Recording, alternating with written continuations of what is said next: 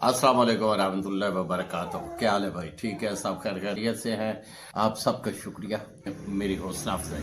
मज़ीद शायरी सुनने और देखने के लिए आपको मेरे चैनल को सब्सक्राइब और बेल आइकॉन को प्रेस कर दी। Thank you.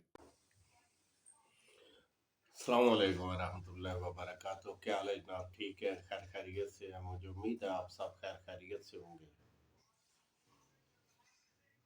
आप सबके कमेंट्स, आप लोग मेरी इनबॉक्स भी मुझे मैसेज करते हैं, जिसका मैं आप लोगों का बहुत ज़्यादा मशकूर हूँ। तो आज हम बात करेंगे मुनीर नियाज़ी साहब के ऊपर।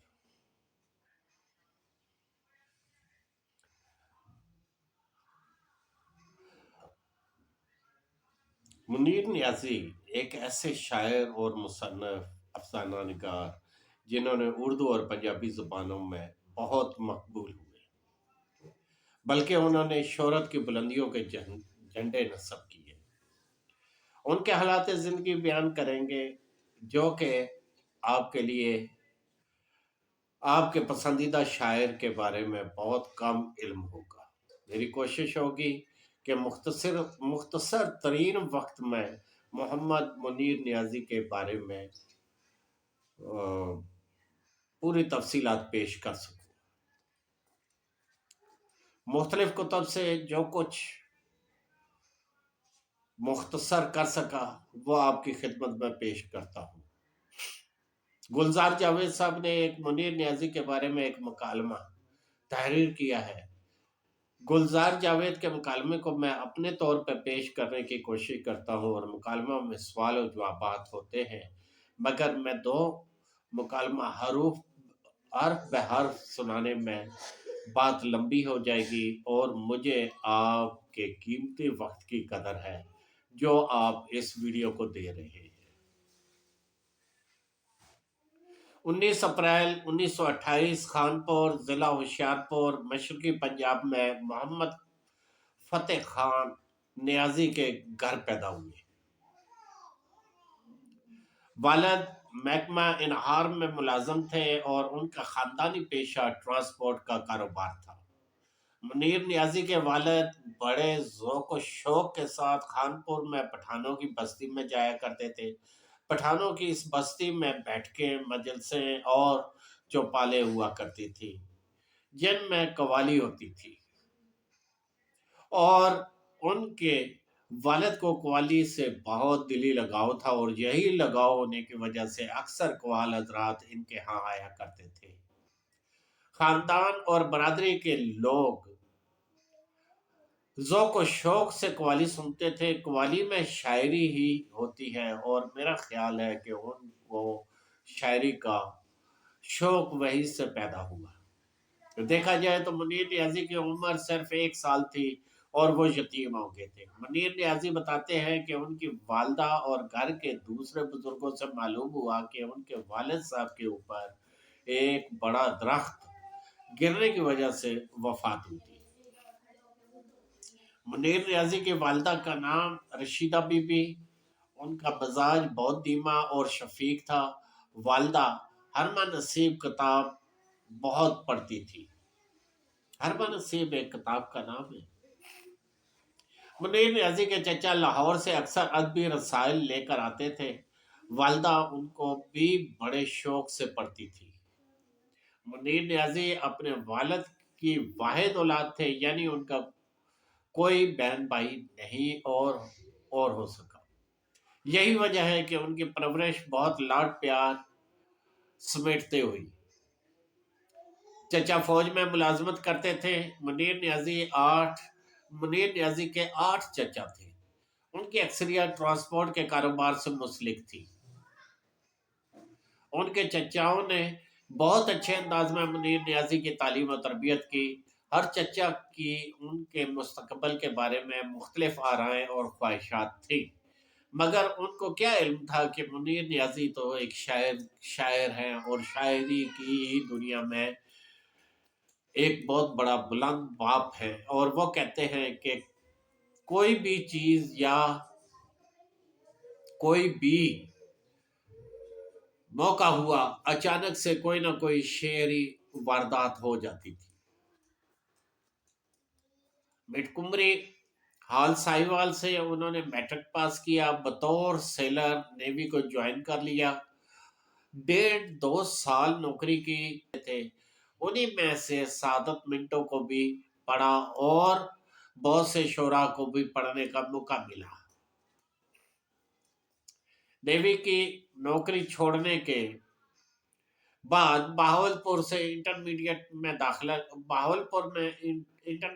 داخلہ لیا اور یہیں سے باقاعدہ سیکھنے سکھانے کا سلسلہ شروع ہوا اور مختلف رسالوں میں اپنی تحریریں بھیجا کرتے تھے اور کچھ ادھر ادھر رکھ کر بھول جاتے تھے۔ بمبئی سے ایک رسالہ میرا جی اور اختر الایمان مل کر نکلا کرتے تھے، ان میں بھی منیر نیازی کی بہت ساری شاعری چھپی ہے۔ بڑی عجیب بات ہے کہ منیر نیازی کسی کو اصلاح کے لیے اپنا کلام نہیں دکھایا کرتے تھے۔ بہاولپور سے لاہور آگے، یہاں انہوں نے دیال سنگھ کالج میں 3rd ایئر میں ایڈمیشن لیا۔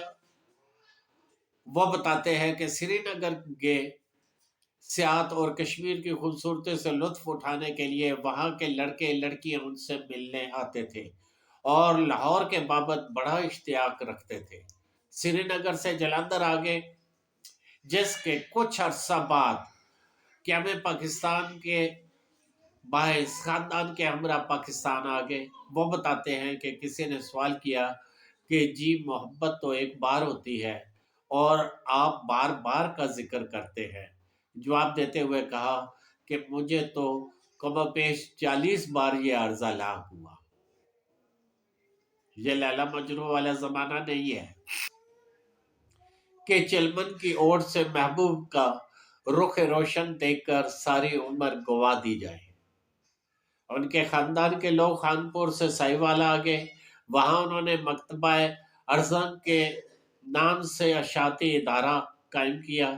کوئی 5-6 سال ارسنگ نام سے ایک جریدہ بھی نکلتا رہا، ایک بک اسٹال بھی چلاتے رہے، اس میں منافع کی بجائے خسارے ہی ہوتے رہے۔ پھر لاہور میں Chauburji, Mozang, Royal park, model town وغیرہ میں اس قسم کے خسارتی ادارے بناتے بگاڑتے رہے۔ شعر و سخن پر کتابیں لکھیں اور اس کے علاوہ ذمہ دار، نوائے وقت، امروز اخبار میں بطور کالم نگار قلمی مشقت کرتے رہے۔ شاعر مجید امجد کو اپنا کلام دکھاتے ہوئے بڑی خوشی ہوتی تھی اور اگر وہ کوئی مشورہ دیتے تو منیر نیازی فوراً قبول کر لیتے۔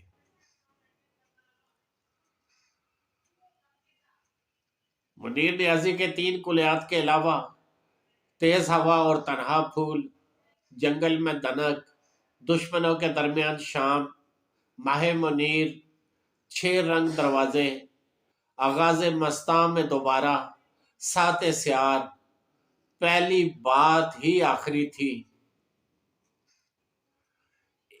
ایک دعا جو میں بھول گیا تھا، سفید رنگ کی ہوا، سیاہ شب کا سمندر، ایک مسلسل۔ یہ ان کی تصانیف ہے۔ حکومت پاکستان نے منیر نیازی کو پہلے ستارہ امتیاز اور پرائڈ آف پرفارمنس یعنی کمال فن ایوارڈ سے نوازا گیا۔ محمد منیر نیازی کثرت سے شراب نوشی کرتے تھے اور شراب کو اپنے علاوہ سب کے لیے برا کہتے تھے۔ آخری عمر میں ان کو سانس کی بیماری ہو گئی تھی اور اسی بیماری کی حالت میں 26 دسمبر 2006 کو ان کا انتقال ہو گیا۔ اور یہ تھا ایک مختصر ترین، جو میں جتنا مختصر کر سکتا تھا اتنا کر کے آپ لوگوں کے سامنے ان کی حالات زندگی کو پیش کیا۔ تو آج میں کوشش کرتا ہوں کہ منیر نیازی ہی کی جو حمد لکھی ہوئی ہے اسی سے اس کی ابتدا کروں۔ اسی کا حکم جاری ہے زمین و آسماں میں، اسی کا حکم جاری ہے زمین و آسماں میں اور ان کے درمیان جو ہے مکینوں مکانوں میں، اور ان کے درمیان جو ہے مکینوں مکانوں میں ہوا چلتی ہے باغوں میں تو اس کی یاد آتی ہے، ہوا چلتی ہے باغوں میں تو اس کی یاد آتی ہے، ستارے چاند سورج ہیں سبھی اس کے نشانوں میں، ستارے چاند سورج ہے سبھی اس کے نشانوں میں، اسی کے دم سے طے ہوتی ہے منزل خواب ہستی کی، اسی کے دم سے ہوتی ہے منزل خواب ہستی کی، وہ نام ایک حرف نورانی ہے ظلمت کے جہانوں میں، وہ نام ایک حرف نورانی ہے ظلمت کے جہانوں میں، اسی کے پاس اسرار جہاں کا علم ہے سارا، اسی کے پاس اسرار جہاں کا علم ہے سارا، وہی برپا کرے گا حشر آخر کے زمانوں میں، وہی برپا کرے گا حشر آخر کے زمانوں میں، وہ کر سکتا ہے جو چاہے، وہ کر سکتا ہے جو چاہے، ہر ایک شے پہ قادر ہے، وہ کر سکتا ہے جو چاہے، وہ ہر ایک شے پہ قادر ہے، وہ سن سکتا ہے رازوں کو جو ہے دل کے خزانوں میں، وہ سن سکتا ہے رازوں کو جو ہے دل کے خزانوں میں، بچا لیتا ہے اپنے دوستوں کو خوف باطل سے، بچا لیتا ہے اپنے دوستوں کو خوف باطل سے، بدل دیتا ہے شعلوں کو مہکتے گلستانوں میں، بدل دیتا ہے شعلوں کو مہکتے گلستانوں میں، منیر اس ہم سے رتبہ عجب حاصل ہوا مجھ کو، منیر اس ہم سے رتبہ عجب حاصل ہوا مجھ کو، نظیر اس کو ملے شاید پرانی داستانوں میں، نظیر اس کو ملے شاید پرانی داستانوں میں،